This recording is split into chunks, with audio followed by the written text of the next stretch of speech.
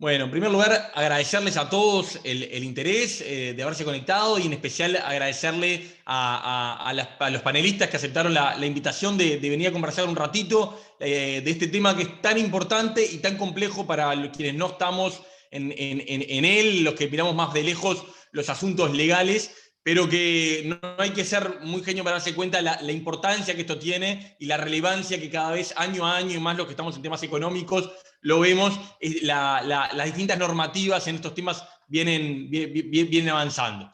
En primer lugar, la idea hoy es conversar sobre prevención de la corrupción y lavado de activos y poner arriba de la mesa un poco las obligaciones que Uruguay asumió en ambos temas y cómo las está llevando a cabo, cómo las está llevando a la práctica en ese sentido. En primer lugar, tenemos el honor que nos acompañe el magistrado, el abogado Jorge Chediak, que bueno, creo que no precisa presentación, pero voy a hacer una muy breve simplemente para cumplir las formas. Fue miembro de la Suprema Corte de Justicia y presidente de la Suprema Corte de Justicia. Y bueno, desde el año pasado es secretario nacional para la lucha contra el lavado de activos y financiamiento del terrorismo.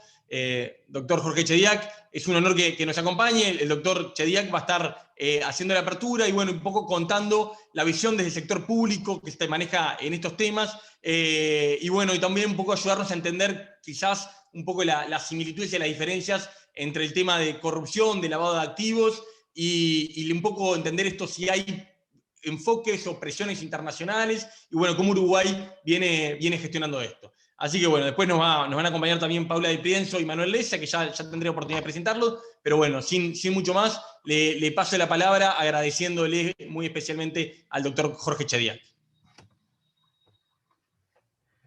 Bueno, realmente un placer estar con ustedes hoy y como tú has señalado, estos nombres políticamente correctos, ahora la totalidad sería secretario nacional contra el lavado de activos, el financiamiento del terrorismo y la proliferación de armas de destrucción masiva. Y seguramente se irá alargando cada vez más. El fenómeno de la corrupción es un problema obviamente tan antiguo como la condición humana.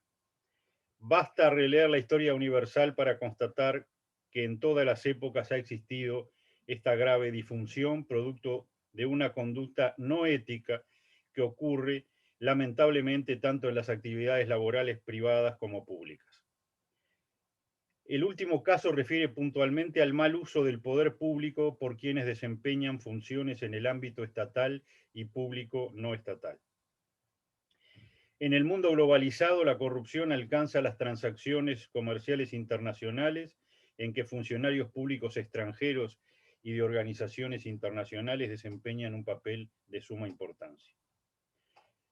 El fenómeno provoca efectos deleterios a distintos niveles, a nivel personal, dependiendo de la calidad y gravedad del fenómeno, efectos a nivel político, costos políticos y los actores, efectos a nivel económico, afecta negativamente las arcas y el patrimonio del Estado, efectos a nivel internacional, afecta de manera directa la reputación de los estados y sobre todo de los gobiernos de turno, eso ya lo veremos un poco más en detalle. Efectos a nivel nacional, los hechos de corrupción afectan a toda la sociedad y comprometen el interés general perseguido en el desarrollo de los cometidos estatales. Y el lavado de activos también es un fenómeno bastante antiguo, remontándose a la época en que se empezó a acuñar la moneda. Incluso se conocen prácticas para disfrazar ingresos que provenían de actividades ilícitas que anteceden a la creación del dinero como tal.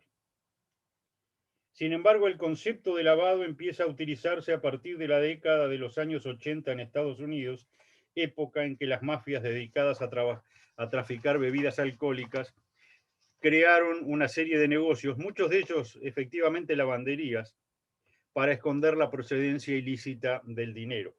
Aquí se dio un fenómeno muy curioso. Yo lo asocio mucho a Hollywood, dado que esa década y esas actividades han sido recreadas numerosas veces, tanto en seriales como en películas.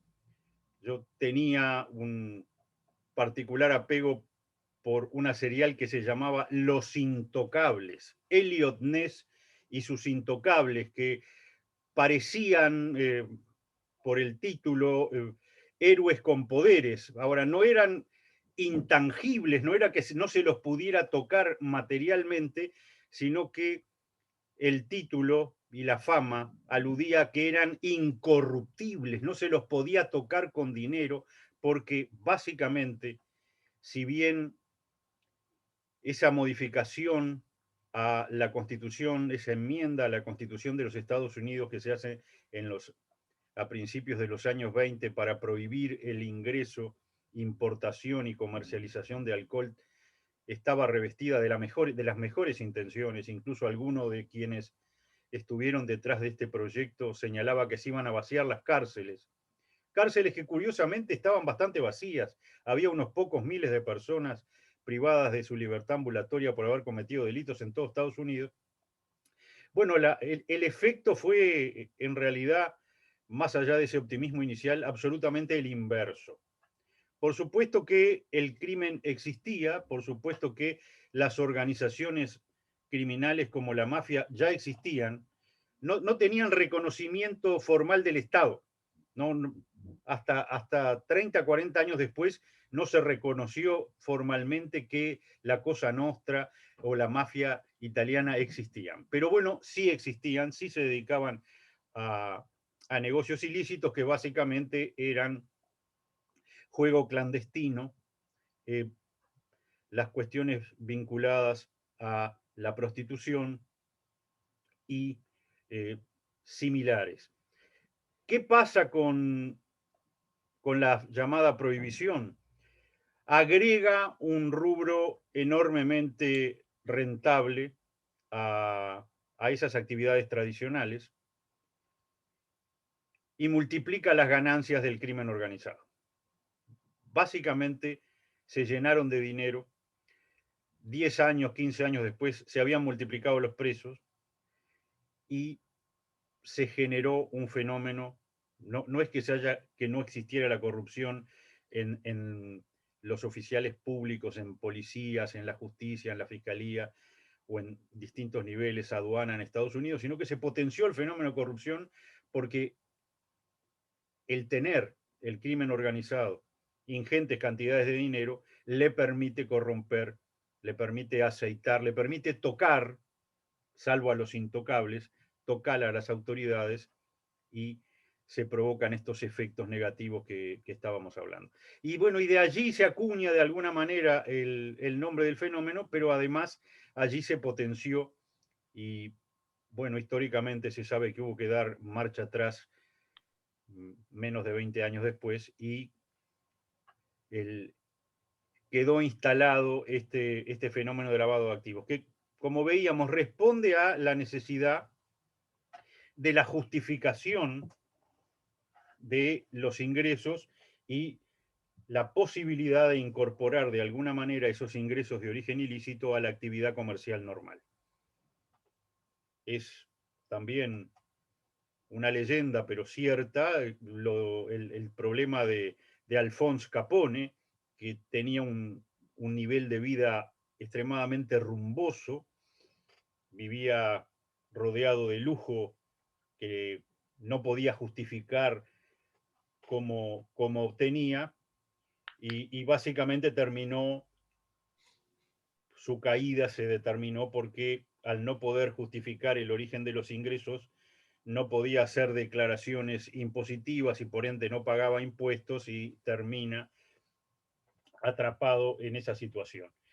Porque también, mirado desde la óptica de los criminales, el poseer demasiado dinero cuyo origen no se puede, lícito porque no lo es, no se puede justificar, es un problema. Es un problema cómo logran incorporar a la actividad comercial y económica normal de un país esos ilícitos. Y bueno, vemos que los fenómenos de corrupción y lavado de activos son primos hermanos y van juntos. Lo que nos convocaba hoy, por supuesto, era la prevención de ambos fenómenos. Rápidamente, simplemente para no caer en los vicios de los abogados de hacer demasiadas referencias legales. En el ámbito de la corrupción, Ley 19.979 del año 19 modifica el sistema de declaraciones juradas de bienes e ingresos de los funcionarios públicos, incorpora el enfoque basado en riesgo y amplía el número de declaraciones juradas que tendrán Estado público.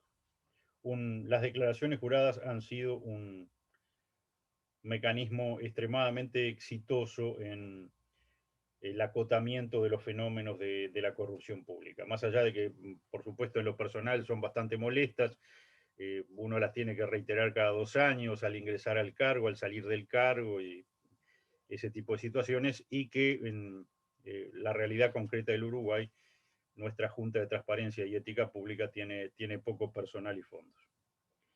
La ley 19.823, 18 de septiembre del 19, Código de Ética de la Función Pública, se amplía el concepto de corrupción en el sector público. En lo que refiere al lavado de activos, ley 19.574, 20 de diciembre de 2017, fortaleció el sistema preventivo y represivo. El decreto 379 del 12 de noviembre de 2018, reglamentario de la ley integral,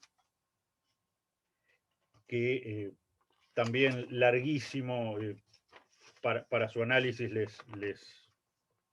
les ahorraré el tiempo. Ley 19.889 del 9 de julio del 2020. Esta ley, como los superhéroes, a los cuales soy muy afecto, como Batman, que también tiene su personalidad de Bruce Wayne, bueno, esta ley oficialmente 19.889 es la ley de urgente consideración. En su otra personalidad es mucho más famosa y bueno, ha dado pie a complicaciones de todo tipo, como ustedes sabrán, incluso hacia la impugnación por un mecanismo de democracia directa por algunos sectores políticos. Mejoró los procedimientos por supuesto, en nuestra percepción de debida diligencia, aclarando determinados conceptos y facilitando determinadas actuaciones de nuestros sujetos obligados, que nos gusta llamar sujetos colaboradores. No exime a los sujetos obligados no financieros de la aplicación de los procedimientos de debida diligencia. Sin embargo, en determinados casos, residentes o no residentes de países que cumplen con los estándares internacionales en materia de prevención y lucha contra el lavado de activos y el financiamiento del terrorismo, puede considerarse un factor de menor riesgo que permita la aplicación de las medidas de diligencia simplificada, que las transacciones u operaciones se realicen o sean abonadas por medios de pago electrónico. ¿Por qué es esto? Porque el sistema funciona, ya seguramente lo veremos, en etapas sucesivas, en controles sucesivos, en trincheras sucesivas, y cuando el dinero ya viene del propio sistema bancario, ha pasado los controles, la debida diligencia, el análisis del origen del dinero, del beneficiario final, de quienes, cuando se trata de personas jurídicas, por los sujetos obligados del sistema financiero. Entonces ya ha habido un primer análisis muy importante al ingresar el dinero a los bancos, y ello permite considerar de alguna manera por los sujetos restantes, los que intervienen luego de los bancos, los escribanos, las inmobiliarias, los contadores, permite que se considere un indicio simple de baja peligrosidad, de bajo riesgo, el pago por medio de dinero electrónico. Y básicamente esa fue la modificación más importante en relación al lavado de activos. Por supuesto, la interpretación debe efectuarse armónicamente con las restantes en la materia. Recordemos, las medidas de debida diligencia se aplican en función del riesgo y dependiendo del tipo de cliente. Y como se había pedido también en un brevísimo panorama del posicionamiento de nuestro país a nivel internacional. Según el Índice de Percepción de la Corrupción 2020, elaborado por Transparencia Internacional, organización no gubernamental fundada en 1993 con sede en Berlín, Alemania, que promueve medidas contra crímenes corporativos y corrupción política en todo el mundo, y que publica todos los años un informe realizado por expertos y empresarios que analiza la percepción de corrupción en distintos países. Por supuesto, lo sabemos todos, estos índices son de percepción y básicamente sus fuentes principales son encuestas a actores relevantes en los países en relación a estos fenómenos. Y bueno, analiza la percepción de corrupción utilizando una escala de 0 a 100. 0 es altamente corrupta y 100 es muy transparente.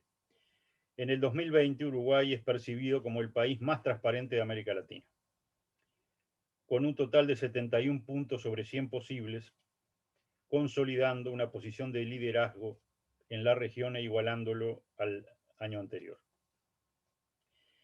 El informe pone de manifiesto la influencia de la corrupción en la acción de los gobiernos frente al COVID-19, comparando la puntuación de cada país en el índice con su inversión en salud y con la medida en que las normas e instituciones democráticas se han debilitado durante la pandemia.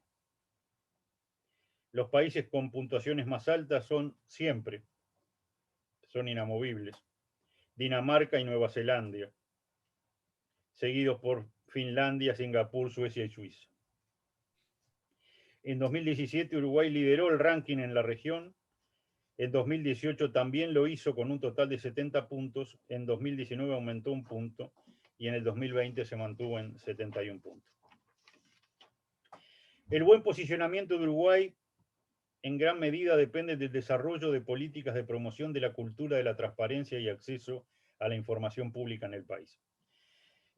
El World Justice Project, en el Índice de Estado de Derecho 2020, que evalúa la adherencia al Estado de Derecho en el mundo, Uruguay también subió un puesto con respecto al año anterior.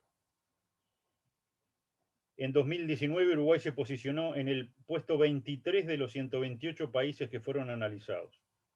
En 2020 subió un escalón más, ubicándose ahora en el puesto 22.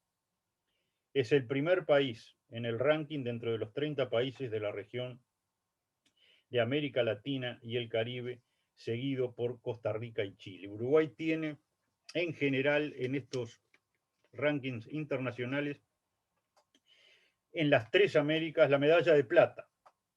Y la medalla de oro suele ser siempre, tampoco sorprende a nadie, Canadá.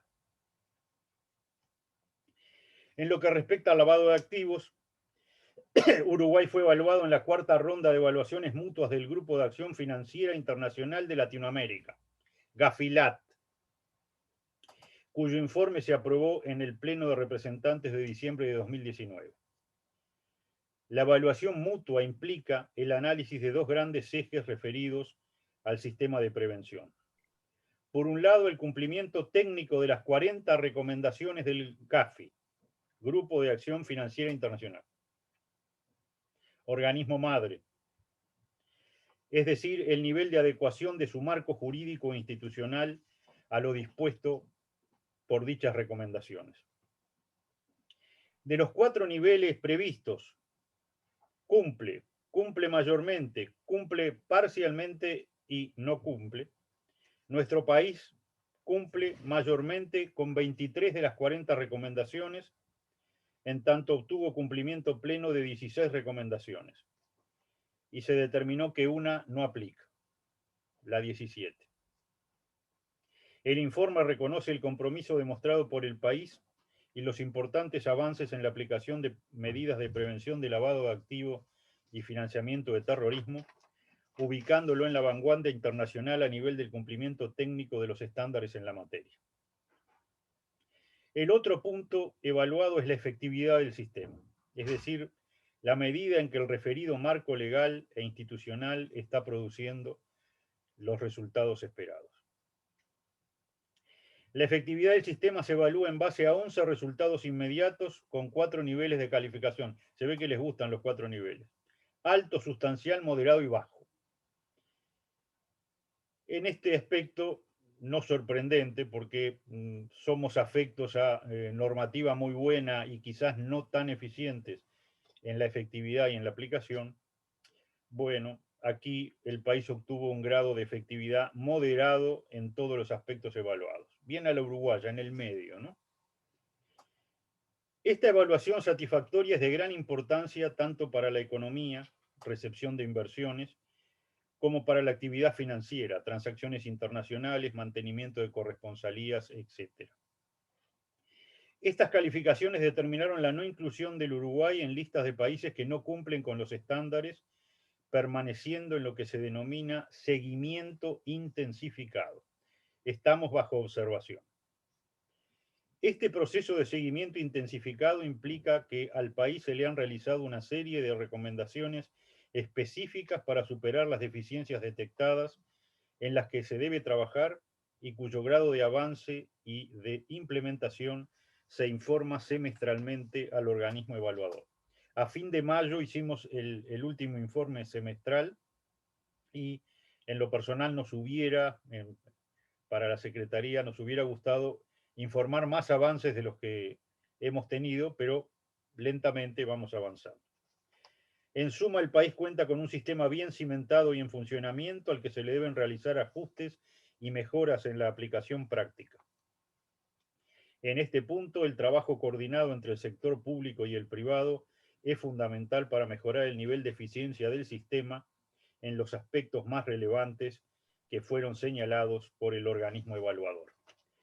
Y he cumplido con una recomendación que en algún momento me dio el expresidente de la República, el doctor Julio María Sanguinetti, uno de los mejores oradores que he tenido el gusto de conocer, que me dijo: nunca al disertar adelante que va a terminar, simplemente termine.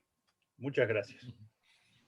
Bueno, muy bien, nos tomamos ese consejo, gracias por compartirlo, que le puede servir a más de uno.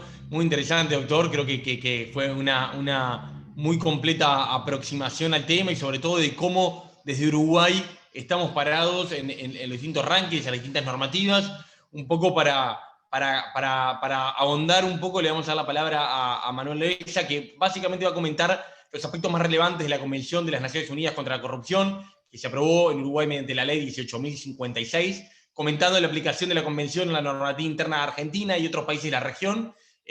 Bueno, Manuel es abogado, es asesor legal en materia de prevención del lavado de activos de diversas compañías nacionales y multinacionales en Uruguay, es socio fundador de Sauder Compliance, es una firma dedicada al asesoramiento integral en materia de prevención del lavado de activos a entidades financieras y no financieras y en general programas de compliance. Manuel, muchísimas gracias por acompañarnos y te paso la palabra. Muchas gracias, Agustín. Para mí es un honor participar de un evento del CED y obviamente compartir con el doctor Chediak. Hasta me da un poco de vergüenza, te diré. Pero bueno, muchas gracias también, Paula, por participar. Sí, mi idea básicamente era hacer un repaso respecto de la normativa lavado, más o menos por el camino que realizaba el doctor Chediak. Y lo que son las similitudes que yo le encuentro al tema prevención de corrupción y prevención de lavado. En primer lugar, tenemos exigencias internacionales por tema de lavado, como bien lo dijo el doctor Chediak, a través de las 40 recomendaciones del GAFI y a través de su brazo latinoamericano GAFILAT. También que obviamente de recomendaciones creo que tiene bastante poco. Era como cuando los padres te decían, vos hacé lo que quieras. En verdad, no era así, vos ya sabías lo que tenías que hacer. y te ponían toda la presión para que hicieras lo que ellos en última instancia querían. Y tenemos las evaluaciones mutuas, que como bien comentaba el doctor Chediak,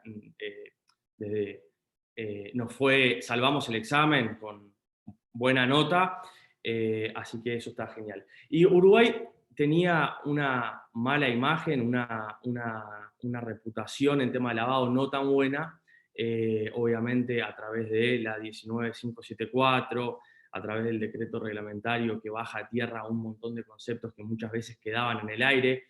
Hay que entender que la 19574, el elenco de sujetos obligados es sumamente diverso y amplio. Entonces, a ciertos sujetos obligados la norma le calza como a un guante, pero también me imagino en este momento los rematadores ganaderos, algún remate en algún paraje del Uruguay profundo, que posiblemente no tengan ni buena conexión a internet, se vean obligados a saber quién compra, ¿no? Quién compra un animal, quién compra 2 animales, un lote. Entonces, hay veces que, dado la amplitud de la base de sujetos obligados, queda lejos. Y el decreto reglamentario, desde mi punto de vista, viene a achicar esa brecha, a indicarnos el camino, a bajar a tierra un montón de conceptos que quedaban en el aire, así que está genial. Y a eso le agrego las guías de la Secretaría, que ayudan aún más a la interpretación y a cómo nosotros, los asesores, tenemos que trabajar con determinados sujetos obligados. Por otro lado, en materia de lavado, tenemos una secretaría activa, inspeccionando zonas francas. Ahora, por los comentarios, arrancarían las organizaciones sin fines de lucro. Entonces, hay una actividad de parte del regulador que, obviamente, como somos hijos del rigor, nos ayuda a hacer los deberes y a cumplir con la norma. En conclusión, en tema de lavado, desde mi punto de vista, tenemos un sistema bien implementado, funcionando. Siempre un conocido amigo mío en una reunión me comentaba, los sujetos obligados tienen 3 etapas. La evangelización, que viene junto con la resignación. Olvídate, yo no le puedo pedir eso a mi cliente. La resignación, la resignación es, bueno, ¿qué tengo que hacer para cumplir? Lo mínimo.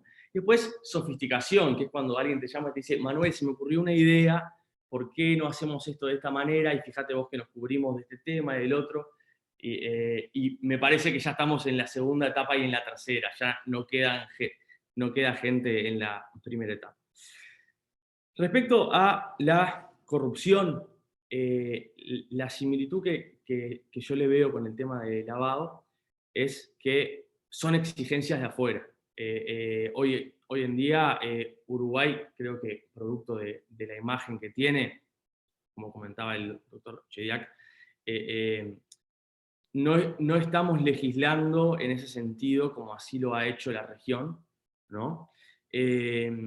Y siguiendo con las anécdotas históricas que comentaba el doctor Chediak, y antes de entrar en la Convención de las Naciones Unidas, las anécdotas históricas desde mi punto de vista es lo más divertido, era lo que me quedaba a mí de las clases de historia. Todo el resto me lo olvidaba, pero la anécdota de la historia fina era lo que más me divertía. El segundo presidente del Uruguay, Manuel Oribe, para que nos ubiquemos un poco en el tiempo, su presidencia comenzó en marzo de 1835. Uno capaz que tiende a pensar por los escándalos gigantes que han sonado regionalmente con grandes compañías que han actuado de una manera vergonzosa, comprando voluntades a muchos gobiernos de la región. Uno tiende a pensar capaz que la corrupción es algo propio de nuestro tiempo, cuando en verdad no lo es, como bien decía Chediak. Y corría la segunda presidencia y Manuel Oribe, siendo presidente, recibe un presente, un reloj bastante costoso de parte de un conocido comerciante de Montevideo.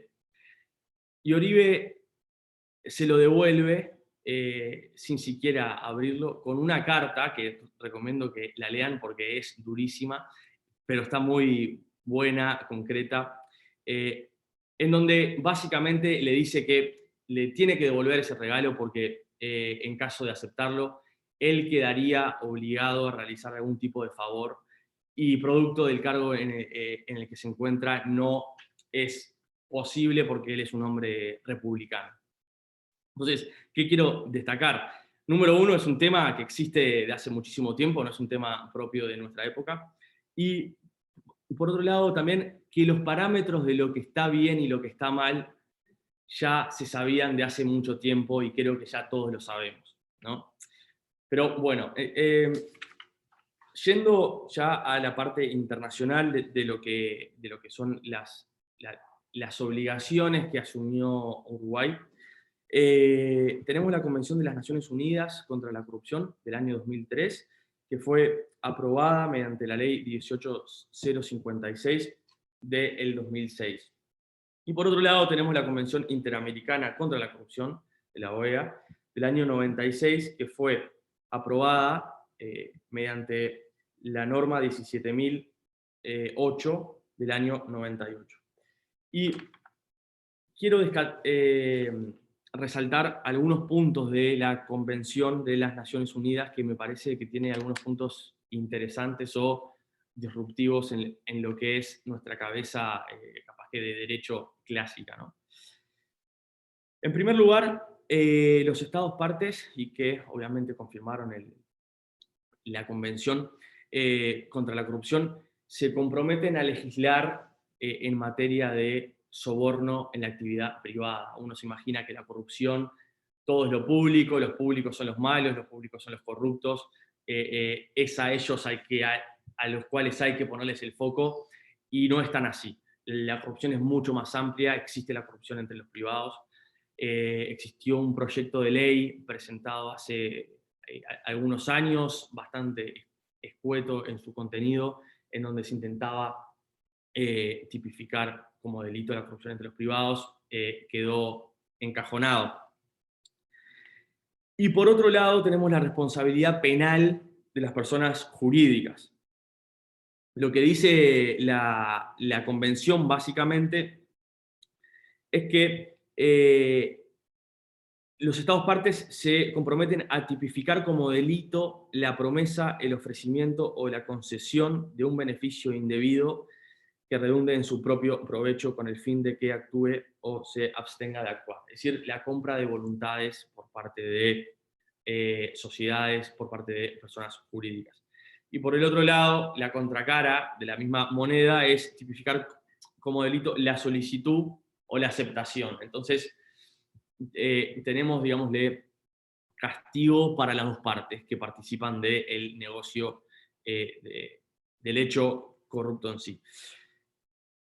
Obviamente, respecto al soborno en el sector privado, existe en el Uruguay un montón de compañías que, producto de que están sujetas a normativa extraterritorial muy, muy fuerte, como la normativa americana FCPA, ya comprenden esto, y el oficial de cumplimiento no es simplemente un oficial de cumplimiento por tema de lavado, o si se quiere por tema de datos, como es lo que establece la normativa en Uruguay, sino es mucho más amplio. Cualquier empleado de una compañía de este tipo recibe un regalo de algún cliente o de algún proveedor e inmediatamente tiene que salir corriendo e ir al oficial de cumplimiento, darle el regalo, el oficial de cumplimiento evalúa su valor, a ver si pasa los parámetros internos, etcétera, a ver qué hacen con ese regalo, pero en definitiva es un regalo que quema y que produce todo lo contrario a lo que quien ofreció ese regalo quería. Volviendo a el otro punto importante que quiero destacar de la Convención, es la responsabilidad penal de las personas jurídicas. Nosotros, los que tenemos formación en Derecho, nos cuesta entender cómo una persona jurídica puede tener responsabilidad penal y va a contramano de lo que es el derecho penal clásico con el axioma societas delinqueren non potest, que significa básicamente que las sociedades no pueden delinquir. ¿Por qué no pueden delinquir? Porque no tienen capacidad de acción, no tienen culpabilidad y obviamente no tienen lo que es el padecimiento de la pena. Pero luego, como todo, se soluciona con alguna teoría que venga a salvar y a cerrar desde un punto de vista teórico el tema. Tenemos el sistema vicarial o de transferencia por representación del hecho corrupto en este caso. Pero bueno, desde un punto de vista regional, ¿cómo estamos parados en este tema? Uruguay no legisló en este sentido. Sí lo hizo Chile, sí lo hizo Perú, sí lo hizo Argentina. Chile lo llevó adelante en el 2019 con la ley 20.393, que le otorga responsabilidad penal a las personas jurídicas por ciertos delitos, no por todos. En Perú, el 2016 aprobó la ley 30.424, en donde impuso responsabilidad administrativa, pero estudiando un poco el tema, hay quienes dicen que en verdad es un engaño en cuanto al título, y la responsabilidad administrativa, además de ser responsabilidad administrativa, lleva a la responsabilidad penal, que simplemente se eligió ese título para no asustar a los empresarios y no armar un caos, ¿no? Brasil aprobó la ley federal 12.846 en el 2013 y estableció responsabilidad administrativa de las personas jurídicas por ciertos delitos. Y ahora ingresamos en el terreno de Paula, que sentite libre de corregirme porque es un tema más tuyo que mío, Paula. La ley 27.401, capaz que la habrán escuchado en Argentina, fue una norma que se aprobó. Argentina se encontraba haciendo todos los esfuerzos para entrar en la OCDE, y bueno, uno de los requisitos era ponerse a tono en materia de anticorrupción, y bueno, aprobaron la 27.401, que le da responsabilidad penal a las personas jurídicas, responsabilidad penal por cierto tipo de delitos: cohecho, negociaciones incompatibles con el ejercicio de la función pública, concusión, enriquecimiento ilícito de funcionarios y empleados, y balances e informes falsos, algo que desde mi punto de vista viene de la norma FCPA, en donde, producto de la dificultad de llegar a aprobar el tipo penal que realizó la persona jurídica, se va por el lado de falsificación de los balances. Alguien que es corrupto nunca va a poner en su balance pago indebido, etcétera, etcétera, ¿no? Entonces lo va a maquillar, servicios, etcétera. Yendo un poquito a la 27.401, se crea un sistema de castigos e incentivos, el cual está genial desde mi punto de vista. No es obligatorio contar con un programa de cumplimiento en sentido amplio. Acá hablamos programas de cumplimiento no solo de lavado, sino en sentido amplio. Pero te puede realizar una graduación de la pena en caso de que la sociedad de la cual formas parte haya participado en uno de los delitos precedentes que mencioné anteriormente. Entonces, de cierta manera no es obligatorio, pero está genial tenerlo, porque el día de mañana, si sucede lo que no queremos, va a ser lo que me va a salvar y lo que me va a regular la pena a la baja, ¿no? Entonces, en primer lugar, la autodenuncia de forma espontánea. Esto también me parece que es algo bien de los americanos, bien de la norma FCPA, en donde si uno se presenta y levanta la mano y suena el silbato y se sienta y les cuenta lo que hicieron, la macana que pasó y cómo eso no fue captado en su momento a través de la regulación interna de la sociedad, a través de compliance en sentido amplio, es otra historia, ¿no? y uno demuestra que hizo todo lo posible y así todo sucedió. Pero bueno. Luego, el otro punto importante en la exención de pena o en la graduación a la baja es la efectiva implementación de un sistema de prevención, programas de integridad. Y acá es un sistema de prevención de verdad, no el manual de prevención que queda guardado en un cajón y cuando viene algún inspector, ¿en dónde era que estaba, no? No. Tiene que ser un sistema de prevención real, que esté trabajado de manera adecuada internamente, con órganos de comunicación en la empresa, con acceso total a la información por parte del oficial de cumplimiento, que esté alejado lo más que se pueda de la estructura interna y que reporte directamente al directorio, que el directorio esté comprometido, como dicen acá, tone of the top, etcétera, etcétera, etcétera. Lo que ya sabemos respecto de lo que son los programas de cumplimiento, de vuelta, en sentido amplio, para que realmente funcione, ¿no? Y subsidiariamente, en caso de que la empresa no haya podido cumplir con los 2 puntos anteriores, un acuerdo de colaboración eficaz. Ok, no me presenté voluntariamente, no tengo el control interno adecuado, no me ocupé de estos temas, pero te ayudo con todo, te libero toda la información, etcétera, etcétera, ¿no? Creo que la ley 27.401 pone arriba de la mesa y le da la relevancia que desde mi punto de vista es la correcta a los programas de cumplimiento de verdad, a las capacitaciones, a el estar siempre encima, al siempre estar qué más puedo hacer, qué más se puede mejorar, etcétera, etcétera. Entonces me parece que es el enfoque correcto y sería genial si Uruguay en el corto plazo pudiera comenzar con este camino a nivel legislativo, porque estoy seguro que va a hacer muy bien a lo que es el sector privado y a lo que es la cultura de hacer negocios de una manera sana y sustentable. Bueno, muy bien, Manuel. También cumpliste con la recomendación del doctor Sanguinetti de no avisar. Buenísimo. Bueno, tengo un comentario de invitar a los oyentes a dejar alguna pregunta, algún comentario, si nos queda algún minuto, la vamos a poder contestar, y si no, hay una sección de preguntas y respuestas que a lo mejor alguno de los ponentes puede comentarles alguna cosa ahí por escrito, así que bueno, que tengan algún comentario, alguna pregunta, más que bienvenida. Vamos a dar paso a la última expositora.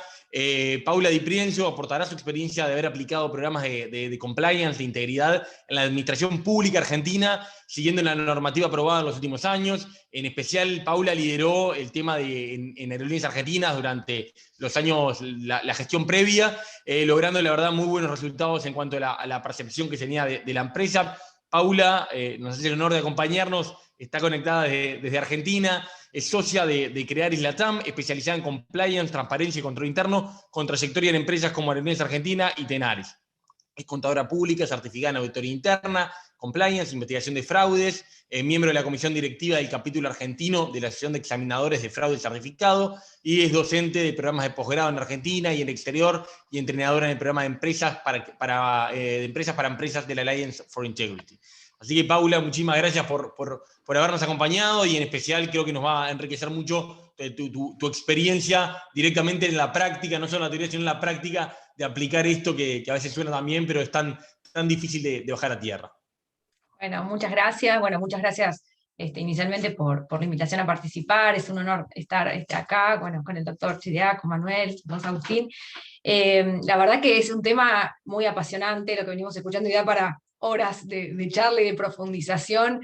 Yo me iba anotando cosas, me quedan diciendo, bueno, daría para seguir y seguir, para ahondar en esos comentarios, pero bueno, siguiendo en línea con lo que venían exponiendo el doctor Chedeak y el doctor Leza, acá es importante, vemos como este tipo de problemática que tenemos a nivel de prevención de lavado de activos y de corrupción es un tema evidentemente transnacional que nos afecta, en donde ya los límites fronterizos no existen en esta temática, y es donde es clave entender que es importante esta legislación justamente que tiene un efecto transnacional y cómo colaborar entre los distintos países u organismos para aunar estos esfuerzos en contra de este tipo de delitos. Con ese sentido, bueno, se han aprobado las convenciones contra la corrupción, tenemos la de la OEA, tenemos la de la ONU, tenemos convención de la OCDE, en donde los países adherentes se comprometen a tomar medidas desde lo preventivo hasta lo que es el accionar posterior en temas de investigación. Una de los compromisos que requieren es justamente el tipo de la emisión de legislación, la aprobación de legislación, como en este caso es la de responsabilidad penal de las personas jurídicas frente a delitos de corrupción. Bien, como comentaba Manuel, en nuestra ley en Argentina se sancionó, se aprobó a fines de 2017 y entró en vigencia en marzo del 2018, perdón.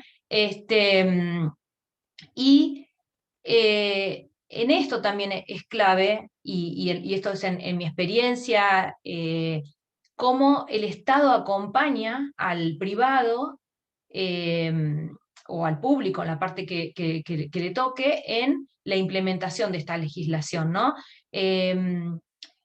Y ya voy entrando en lo que es mi experiencia personal. Aerolíneas Argentinas es una empresa con, con participaciones totales, prácticamente del Estado, pero tiene las características de una empresa, ¿no? O sea, compite en un mercado, está en un mercado competitivo, tiene cumplimiento de normativa internacional, se aleja un poco de lo que es la administración pública pura. Y en ese aspecto nos impactaban más de una cuestión, nos impactaba los lineamientos o la normativa que se emitía a nivel de administración pública, más los que nos impactaba más como la pata del privado, en lo que es tener un programa de integridad con la visión de una empresa, ¿no? Y en ese sentido, la ley 27.401, cuando se aprobó, el decreto reglamentario que la siguió, establecía y daba el rol a la Oficina Anticorrupción de emitir lineamientos para que las personas jurídicas pudieran avanzar en la implementación efectiva de un programa, porque como comentaba Manuel, hay empresas que cotizan, son de afuera, cotizan en bolsa en el exterior, entonces ya tienen aceitados o implementados este tipo de procedimientos, pero por ejemplo para empresas más pequeñas, como son pymes, que pymes puede ser una empresa, una micropyme o empresas ya de 500 o 1000 empleados, ayudarlos en brindarles herramientas para una efectiva implementación, dado que quizás sobredimensionan, digamos, lo que significa tener un programa de integridad y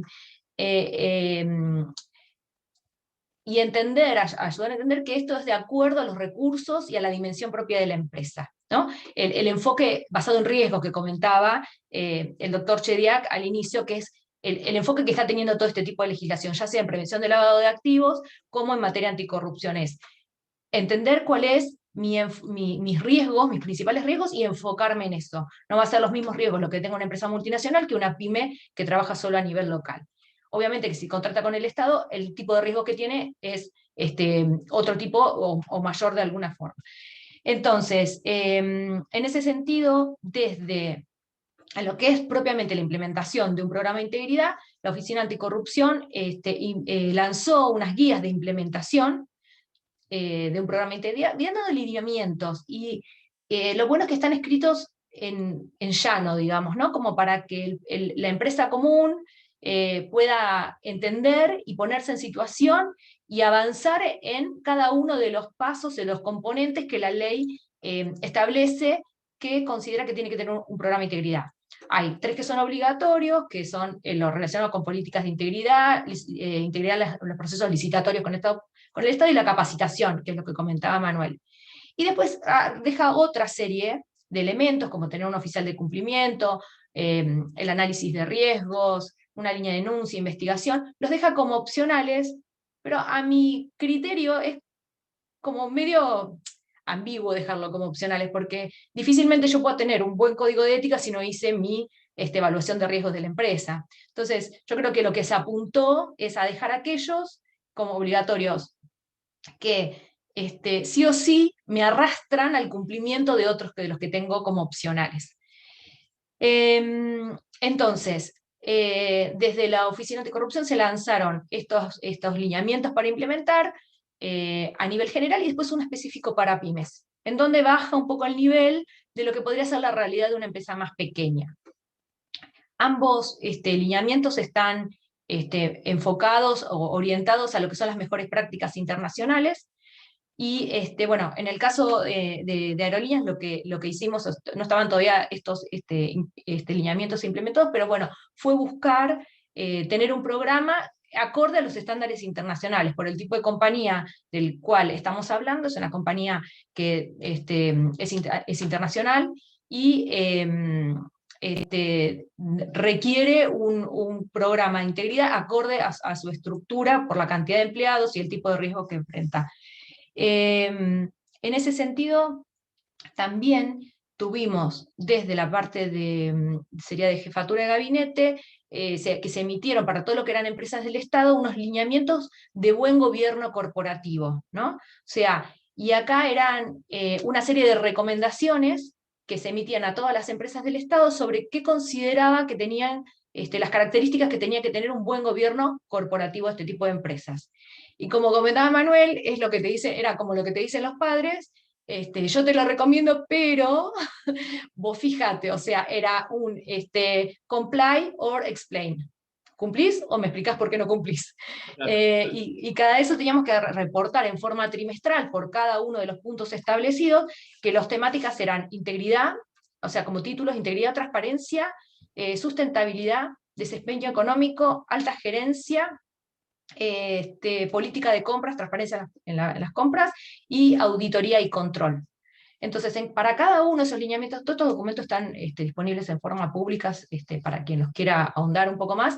Establecía ciertos requisitos, incluye, en cuestión de transparencia, incluye nuestra ley de acceso a la información pública, que en Uruguay la tienen hace bastante y es muy completa. Después, bueno, cómo publicar esa información en nuestras páginas web, responder a los requerimientos de información por parte de los ciudadanos, los requisitos para ocupar un cargo dentro de la empresa, la existencia de una auditoría interna, también la publicación de los balances, o sea, informes de gestión de los recursos, sobre los recursos económicos. Bueno, y en esos teníamos más o menos en forma trimestral, que explicar el avance en la implementación o explicar por qué no se había avanzado. Y en lo que es la implementación de un programa de integridad, se armaron grupos, redes de enlace, en donde los distintos responsables de cumplimiento de las empresas del Estado teníamos grupos en los cuales compartíamos conocimiento y aunábamos esfuerzos. Y acá es donde, digamos, volviendo a qué es lo que considero que es útil y que es clave para poder avanzar en esto, es el apoyo, digamos, desde el Estado, digamos, desde el gobierno, en la parte privada, con la implementación de estos lineamientos, y ahora voy a contar otras acciones que se están haciendo en este momento, el ayudar a que la gente pueda cumplir, ¿no? Porque también se pasa por los estadios que decía Manuel, ¿no? Decir, bueno, primero, esto no me impacta, después, uy, lo necesito porque me lo piden para algún tipo de contratación con el Estado. Bueno, al final está bueno, porque también me permite formar parte de la cadena de un valor de una empresa internacional, acceder a financiamiento, bueno, a ver, quiero un poquito más, ¿no? Y ahí es donde también todo esto, y acá está el doctor Chediak, que comentaba que ahora en un informe que hicieron quizás hubieran querido cumplir un poco más, pero no pudieron. Importante es ir avanzando, porque es todo un proceso de maduración. Un proceso de maduración que lleva tiempo, muchas veces creo que hay que alinear las expectativas con el cambio cultural que requiere para toda la sociedad esta implementación efectiva de la normativa que queramos implementar. Entonces, en ese sentido, bueno, se va haciendo acompañar para que las empresas lo pueden ir haciendo con los recursos que tienen, enfocándose en riesgos, en lo más importante, para que naturalmente después puedan ponerse más cómoda y avanzar en el fortalecimiento de esta normativa que beneficia en definitiva a toda la sociedad en general, porque esto digamos, son recursos que si no que se terminan destinando con fines distintos al interés de la sociedad en general, ¿no? Así que por eso clave el apoyo, clave estas redes de enlace o estas cooperaciones que se hacen tanto en el nivel público como con intercambio con profesionales que están en el ámbito privado, para compartir las mejores prácticas, porque de alguna forma lo que hemos visto, y en Argentina tenemos una red de profesionales en compliance muy buena y muy colaborativa, que aunque seas competencia con otra empresa, te puedes sentar a charlar de las mejores prácticas de cumplimiento, porque en definitiva es algo que fortalece y hace madurar a la industria en general, ¿no? Y me ha pasado desde tanto el sector, en la parte pública como en la privada, de sentarme con otras personas que están en la misma posición que la mía, y compartir problemáticas generales o mejores prácticas, obviamente sin incumplir en cualquier cuestión de confidencialidad, ¿no? de los temas propios, pero estos son cuestiones en donde es clave trabajar en conjunto, porque es así como uno puede ir empujando a los cambios. Y actualmente, bueno, después también se había armado desde el 2019 un plan anticorrupción nacional, en donde cada organismo, tanto de los organismos centralizados como las empresas del Estado, comprometimos acciones desde el 2019 al 2023, siempre alineados con el cumplimiento de lo que es la legislación anticorrupción. En la actualidad se está armando el RITE, que es un registro de integridad y transparencia para empresas y entidades. El objetivo de este registro es que voluntariamente las empresas que quieran tener un programa de integridad o que ya lo tengan y que lo quieran madurar, se puedan registrar en el mismo, y van a tener dos patas, digamos. Una es estar en un registro y ser visibles como empresas que quieren tener su programa de integridad o que están trabajando sobre él y están evolucionando a efectos de contrataciones con el Estado, o cualquiera que quiera acceder y ver qué tipo de empresas ya están trabajando sobre un tema, que quiera contratar empresas que cumplan con este tipo de lineamientos. Y por el otro lado, el RITE lo que va a tener es una sección de capacitación o de herramientas útiles para las empresas que quieran implementar su programa de integridad. Es decir, que estaríamos pasando de las guías escritas a herramientas que ya con un poco más de aplicación práctica para que puedan llevarlo para sí este tipo de entidades que estén interesadas en armar o madurar su programa de integridad. Es más, está siguiendo el lineamiento del Padrón de Integridad de México, que ya tiene, y también hay en Colombia y en Brasil este tipo de patrones, siguiendo en ese sentido. Y esto, la importancia de cómo también se sigue desde el Estado apoyando, y en este caso, y en la parte que también que comentaba cuando se emitieron los lineamientos, también teníamos, contaba con el apoyo del BID. Entonces acá la participación de los organismos internacionales, de los cámaras o consejos profesionales que colaboran, que co-construyen en la elaboración de toda esta, ya sea de la ley, de los lineamientos, le aportan y toda la experiencia que tengan de la parte del sector privado o de la experiencia en su propio trabajo a lograr un proceso más completo, más maduro y que sea cumplible, ¿no? Porque ahí es donde se juntan las experiencias y los conocimientos de los distintos sectores en brindar estas herramientas con las perspectivas después de que la tiene que aplicar de alguna forma. Entonces eso también es importante, esta co-construcción, lograr esa co-construcción, esa interacción entre quienes lo están haciendo y el fundamento, fundamentalmente, es, digamos, el impulso desde el gobierno, porque si bien, como comentaba ahí Manuel, es importante, digamos, prevenir cualquier delito, tanto desde el sector público como lo que el sector privado pueda estar contribuyendo para ello. Así que trabajando todos juntos es la forma de lograr avances, aunque sea paso a paso, ¿no? Así que, bueno, yo voy a cumplir, voy a decir, creo que terminé. No sé si hay alguna duda o... y una cosa más que me fui anotando, perdón, es que para lo que es la administración pública en general, que a veces es más difícil, como cuando hay tantas normas escritas por distintos lados sobre la ética dentro de lo que es la función pública, ¿no? Que tenemos leyes y normas y que se han aprobado durante muchos años. Ahora durante el 2021 se armó para lo que es la función pública un catálogo jurídico que agrupa todo este tipo de normativa. Entonces, la otra cuestión es cómo facilitamos el acceso a la información sobre la normativa que se tiene que cumplir. Entonces, este catálogo jurídico para el empleado público empieza hablando desde la Constitución Nacional y va bajando en detalle y año a año toda la legislación que le aplica, de manera de tener en un compendio toda la legislación, la normativa que regula sus deberes y obligaciones. Muy bueno, Paula.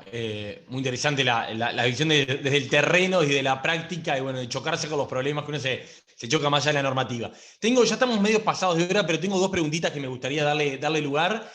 Una para el doctor Chediak, una para Paula y Manuel capaz que puede redondear con algún comentario. Para el doctor Chediak acá la pregunta es si usted tiene idea, si se tiene previsto en nuestro país, en Uruguay, aprobar alguna ley similar a la de Argentina respecto a la responsabilidad penal de las personas jurídicas. Por ahora tengo idea de que no está en la agenda, lo que no quiere decir que no transitemos por ese camino. Es cierto que a quienes peinamos canas nos causa cierto escozor hablar de responsabilidad penal de las personas jurídicas y no básicamente de las personas. Pero bueno, sin duda el fenómeno debe ser estudiado y debe ser transitado. Como me gustó simplemente para la referencia del doctor Leza a las recomendaciones de los padres. Yo siempre he asociado estas recomendaciones internacionales a las ofertas que don Corleone decía que hacía. Básicamente no se pueden rechazar, pero también, como ha señalado Paula, mucho va en la sintonía fina.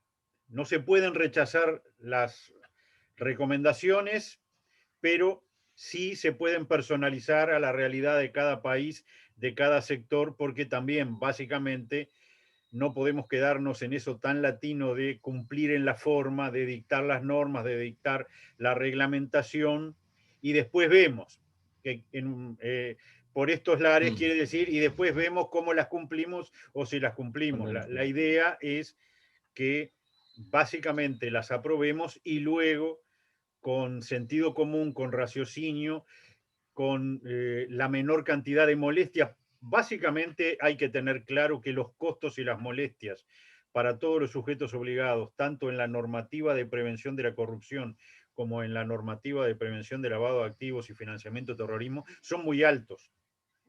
En general no se contabilizan económicamente, pero son muy altos, llevan muchas horas hombres, llevan a veces tercerizaciones y costos concretos.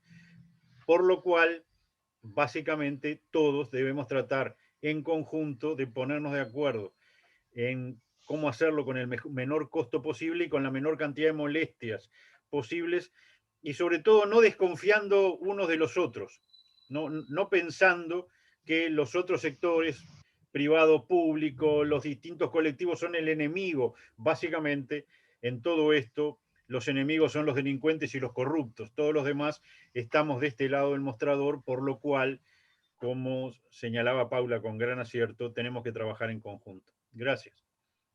Está muy, muy interesante, ¿no? Como con todas muchas de estas normativas internacionales, estas y otras que están más en el campo económico, que conozco un poco más, tal cual. Hay una ola que no se puede evitar, pero a la vez hay un manejo de la sintonía fina, como usted dijo, que es bien interesante. Y sí, ¿no? Lo peor que podemos caer es en aquello de normas rígidas de cumplimiento flexible. Bueno, esa costumbre tan uruguaya también de ratificar cuanto tratado internacional de derechos humanos, de lo que fuera, nos ponen por delante, y después en la práctica la realidad es mucho más dura.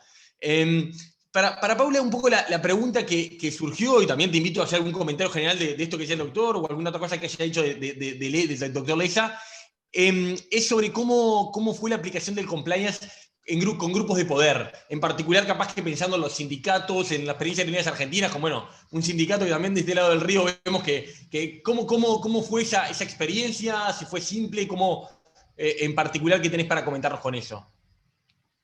Mira, ahí una de las cuestiones más importantes, como como comentaba Noel, es el tone at the top, ¿no? O sea, cómo acompaña desde la alta gerencia o la máxima autoridad, si estamos hablando de un organismo, en la implementación de este tipo de programas. Eh, Cuando yo empecé en Aerolíneas, la directiva era: tenemos que hacerlo. O sea, y era claro el norte a nivel de directorio de lo que se quería hacer, con lo cual, digamos, eso ya allana muchísimo el camino del trabajo, ¿no? Para llevar por delante, por lo menos en lo que es empezar en el diseño. Luego, en lo que es la implementación, ahí es donde uno tiene que, lo que hay que ver es, a ver, nadie puede cuestionar eh, que el decir no voy a pagar un soborno, digamos, va a pelearse, ¿no? O sea, estamos hablando de un delito que no puede aceptarse. Luego, después habrá ciertas situaciones en donde quizás uno puede decir, no sé, tema de regalos o tema de conflictos de intereses, cómo manejarlo. Quizás hay cuestiones que llevan un poco más de tiempo comunicar y capacitar sobre el enfoque que hay atrás, ¿no? Que por ahí, no sé, hacer una declaración de conflictos de intereses no significa que se va a despedir gente, ¿no? O sea, que porque haya, no sé, digo cualquier ejemplo, dos personas trabajando, que sean familiares y trabajan dentro de la empresa, no significa que porque lo declares, la otra persona no va a poder trabajar más en la empresa. Yo creo que lo clave acá es trabajar mucho con la comunicación, apoyarse mucho en quienes ya conocen a la empresa y conocen la empresa o el organismo de quienes estemos hablando, la cultura, cómo transmitir eso, y ir baby steps, ¿no? O sea, vamos de a poco, pero avanzando, porque lo peor que nos puede pasar es querer ir al deseable, a lo perfecto, y que fracasemos en el primer intento. Entonces, de vuelta, el enfoque basado en riesgos, empecemos por lo que es más importante, enfoquémonos en eso, y después todo lo que sea para avanzar, evolucionar, hay que darle tiempo, porque en mi experiencia en general fue muy bienvenido por la gente de esta implementación. Después también hay que acompañarlo en mostrar que si alguien incumple, se lo sanciona, ¿no? Y ahí también es clave esto, en donde ahí, por el tema, por ejemplo, de los sindicatos, o donde van a salir, van a ir a defender, digamos, a sus afiliados. O sea, es demostrar que estamos actuando para todos con la misma vara, que si realmente hay algún hecho de incumplimiento, se siguen las normas. Hay que hablar en ese sentido, y también en el caso nuestro, mucho, o sea, de las aerolíneas tienen muchos sindicatos, todos forman parte de la plantilla, con lo cual esto eran cuestiones que se transmitían a nivel público, digamos, todos estaban al tanto. La compañía tenía un código de ética de muchos años atrás, pero que no había sido efectivamente, no tenía tanta difusión, y bueno, nos basamos en eso para poder avanzar en todo lo otro. Yo creo que acá lo importante es esto, empezar con esto, con el enfoque en riesgo, baby steps, y saber que lleva tiempo. O sea, en lo que hagamos, no importa dónde, organismo, país, empresa, es esto. También, por ejemplo, cuando hicimos la comunicación a los proveedores del código de ética, ¿no? Que para proveedores, teníamos respuestas que nos decían, perfecto, me encanta lo que están haciendo, y otro decía, pongo en copia a mi abogado porque esto es un avallazamiento, mis derechos, o sea, encontrás de todo. Entonces es también como esa calibración de entender todos hacia dónde estamos yendo. Así que bueno, mi comentario final es, o por lo menos mi enfoque, no sé, es decir, vayamos a lo importante y después tenemos tiempo para seguir haciendo camino, pero creo que el querer ser rígidos de una no fue un fracaso, llega al fracaso. Está bueno como criterio para esto y para muchas otras cosas de la vida, ¿no? El concepto de baby steps. Manuel, doctor Leiza, si le parece, te invito como a hacer algún comentario de esta última ronda, y de mi parte me parece que ya podríamos ir cerrando para no abusar demasiado del tiempo de la gente que está conectada y de los propios panelistas. Bueno, sí, básicamente para cerrar, me parece que es un tema, el de la corrupción, obviamente el tema de lavado, hemos avanzado mucho, me parece que el sistema está súper maduro. Respecto del tema de corrupción, me parece que capaz que nos hacemos trampa al solitario con el que en Uruguay no suceden cosas y nos apoyamos en eso. Y muchas veces también vemos la mitad de la película y no vemos toda la película. Cuando uno habla de corrupción, enseguida piensa en el funcionario público, que ya cargan con un montón de preconceptos por parte de la población en general, y le agregamos ese. Y cuando en verdad la corrupción privada es impresionante lo que hay, basta con leer un poco. Ahora tenemos la posibilidad de ver Netflix, series que se basan en la realidad, y uno no lo puede creer. Y es igual de grave o más inclusive la corrupción privada en el ámbito privado que en el ámbito público. Entonces me parece que sería genial que Uruguay comience a tratar estos temas, porque esa es hacia donde va el mundo, y las tendencias legislativas son eso, tendencias. La pregunta no es si te vas a subir al tren o no, la pregunta es cuándo te vas a subir al tren. Entonces, me parece que va por ahí. Muy bien, quedé muy pertinente. Bueno, muy de acuerdo, creo que es un tema hiper importante. Creo que quedó un buen pantallazo inicial para los que lo veíamos de afuera, de entender justamente las principales tendencias, para dónde se está moviendo la pelota, y cómo Uruguay puede empezar a lo que ya está haciendo, y qué cosas pueden ser los próximos pasos. De mi parte voy cerrando, agradeciéndole a todos, Paula Di Pienso, doctor Manuel Leiza, doctor Jorge Chediak, muy especialmente por habernos honrado con su presencia y sus comentarios, y también a toda la gente que está conectada, que son unos cuantos, a pesar de que ya estamos pasaditos de la hora. La charla va a quedar, la vamos a subir al canal de YouTube del Centro de Estudios para el Desarrollo, para quien quiera repasarla y los muy interesantes comentarios. Así que bueno, nos vemos a la próxima, y muchas gracias para todos. Muchas gracias a todos. Gracias, un placer, un gusto.